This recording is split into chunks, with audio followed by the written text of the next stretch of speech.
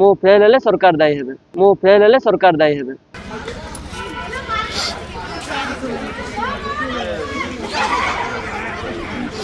ମୋ ନାଁ ହେଉଛି ଗ୍ରେସ୍ ରାଣୀ ଖୁରା। ମୁଁ ଆରସିଡି ନୋଡାଲ ଗଭର୍ଣ୍ଣମେଣ୍ଟ ହାଇସ୍କୁଲରେ ପଢୁଛି। ଆମେ ଇଲେକ୍ଟ୍ରୋନିକ୍ସ ଥାର୍ଡ ଲାଙ୍ଗୁଏଜ ଆମେ ଯୋଉଟା ନେଇଛୁ ସେଠୁ ଗୋଟେ ମଧ୍ୟ ଆସିନାହିଁ।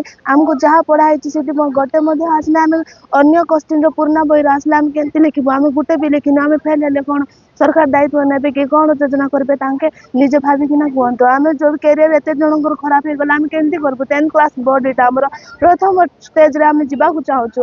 ଯଦି ଆମର ଯଦି ଏତିକି ଆମେ ପରିଶ୍ରମ କରି ପଢିଛୁ 10 ବର୍ଷ 10 ବର୍ଷ ଆମେ ଷ୍ଟେଜ ଯଦି ଚଢବା ପାଇଁ ଚାହୁଁଛୁ, ଯଦି ଇଲେକ୍ଟ୍ରୋନିକ୍ସ ଗୋଟେ ମଧ୍ୟ ଆସିବ ନାହିଁ ତାହେଲେ ଆମେ କଣ ଲେଖିବୁ? ଆମେ ତ ଭାବିକିନା ଯାହା ଲେଖିଛୁ ବାକି ମାର୍କ ଦେବାଟା ଆମେ ଜାଣିନୁ। ବାକି ଗୋଟେ ଯଦି ଆସିନାହିଁ ତାହେଲେ ଆମେ କଣ ଲେଖିବୁ? ତାହା ସରକାର କଣ ଦାୟିତ୍ୱ ନେବେ ମୁଁ କହିପାରିବିନି। 4ଟା ପାଠ ଥିଲା, 4ଟା ପାଠରୁ ଖାଲି ଯୋଉ ଗୋଟେ ହିଁ ଆସିଛି ସେଇଟା ତ ମୁଁ କହିପାରିବି ନାହିଁ। ଗତ ବର୍ଷର ଭଳି ଲାଗୁଛି ହେଲେ ବାକି ନାଇଁ ଏଇ ବର୍ଷର ଗୋଟେ ହିଁ ପଡିଥିଲା। ଆଗ ବର୍ଷର ବୋଧେ ମୁଁ ଭାବିପାରୁନି। ଆମେ ଚାହୁଁଛୁ ଆମ ପାଇଁ କିଛି ସରକାର ଯୋଜନା କରନ୍ତୁ ଯେ ଆମେ ଫେଲ୍ ହେଇପାରିବୁ ନାହିଁ। ଆମେ ପଢିଥିଲୁ ନ ଆସିଲେ ଆମେ କଣ କରିବୁ? ମୋ ନାମ କମ୍ପଲା ଶ୍ରୀ ଗଣେଶ। ମୁଁ ଆରସିଡି ନୋଡାଲ ଗଭର୍ଣ୍ଣମେଣ୍ଟ ହାଇସ୍କୁଲରେ ପାଠ ପଢେ।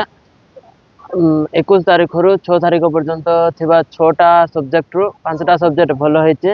ଆଉ ଲାଷ୍ଟ 6 ତାରିଖ ଦିନ ଥିବା third language vocational electronics and hardware ସବଜେକ୍ଟଟା ଏ ବର୍ଷ ଯୋଉଟା ପଢା ହେଇଛି ସେ ପାଠରୁ ଗୋଟେ ମଧ୍ୟ ଆସିନାହିଁ। ଯୋଉ ଅଗ୍ନି ନିର୍ବାପକ ପାଠଟା ଯୋଉଟା ଅଛି ସେଠରୁ ଗୋଟେ ଆସିଛି। ଡ୍ରାଏ ପାଉଡର ଏକ୍ସଟିଂଗୁଇସର ସେଟା ଗୋଟେ। ଆଉ ଗତ ବର୍ଷ ନା ତା ଆଗ ବର୍ଷ ଥିବା ସିଲାବସରୁ ଆସିଛି। ଆମେ କିଛି ଲେଖିପାରିଲୁ ନାହିଁ। ତାହା ଯୋଗୁଁ ସରକାରଙ୍କୁ ଏହା ମୋର ବିନମ୍ର ଅନୁରୋଧ ଯେ ଆମକୁ ଗ୍ରେସ୍ ମାର୍କ ଦେବେ ନା ପୁନର୍ବାର ଏକ୍ଜାମ କରିବେ ସେଟା ସରକାରଙ୍କ ଉପରେ ମୁଁ ଛାଡ଼ୁଛି। ଫେଲ୍ ହେବାକୁ ଚାହୁଁନାହିଁ, ମାତ୍ର ଏବେ ସିଲାବସରେ କିଛି ପଡ଼ିନାହିଁ। ତା ଯୋଗୁଁ ମୁଁ ଫେଲ୍ ହେଲେ ସରକାର ଦାୟୀ ହେବେ। ମୋ ନାଁ ହେଉଛି କୈଳାସ ଚନ୍ଦ୍ର ମହାରଣା। ମୁଁ ଆରସିଡି ନୋଡାଲ ହାଇସ୍କୁଲ ନବରଙ୍ଗପୁରର ଭୋକେସନାଲ ଟିଚର ଅଛି। ଆମର ଭୋକେସନାଲ ଟ୍ରେନର ଇଲେକ୍ଟ୍ରୋନିକ୍ସ ଆଣ୍ଡ ହାର୍ଡୱେର ସବଜେକ୍ଟର।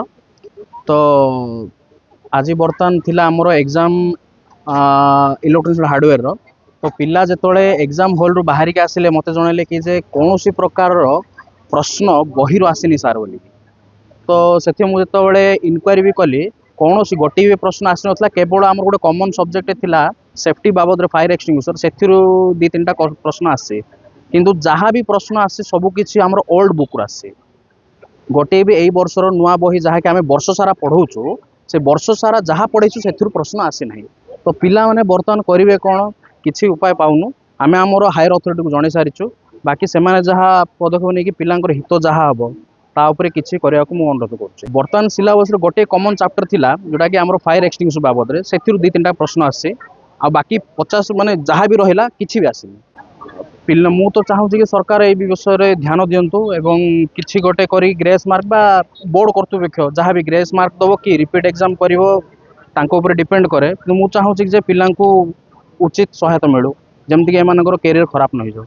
ଆମର ଆଜିର ଥାର୍ଡ ଲାଙ୍ଗୁଏଜ ପେପର ଥିଲା ଏବଂ ସେଥିରେ ଭୋକେସନାଲ ମଧ୍ୟ ଥିଲା ଆଜି।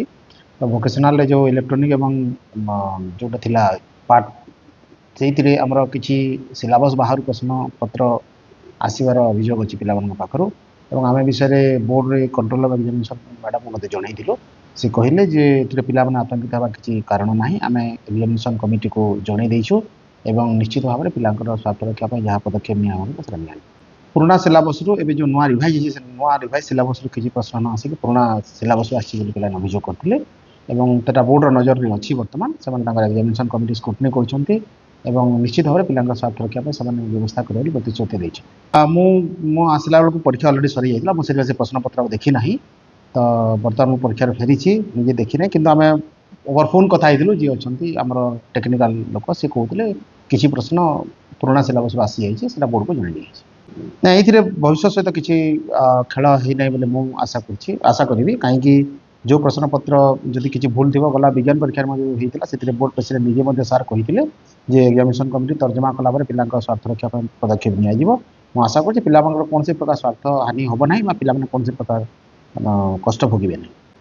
ସେଟା ବୋର୍ଡକୁ ଆମେ ଜଣାଇ ଦେଇଛୁ। ବୋର୍ଡର ଏକ୍ଜାମିନେସନ କମିଟି ଯାହା ନିଷ୍ପତ୍ତି କରେ ସେଟା ତାଙ୍କର ଆମେ ମାନିବାକୁ ପଡ଼ିବ। ନାଇଁ ପିଲାମାନଙ୍କୁ ମୁଁ ଭରସା ଦେବାକୁ ଚାହିଁବି ସେମାନେ ବିଲକୁଲ ହତୋତ୍ସାହିତ ହୁଅନ୍ତୁ ନାହିଁ ବୋର୍ଡକୁ ଜଣାଇ ଦିଆହେଇଛି ଏବଂ ବୋର୍ଡ ନିଶ୍ଚିତ ଭାବରେ ତାଙ୍କ ସ୍ୱାର୍ଥ ରକ୍ଷା ପାଇଁ ନିଷ୍ପତ୍ତି ନେବ ବୋଲି ମୁଁ ଆଶା କରୁଛି।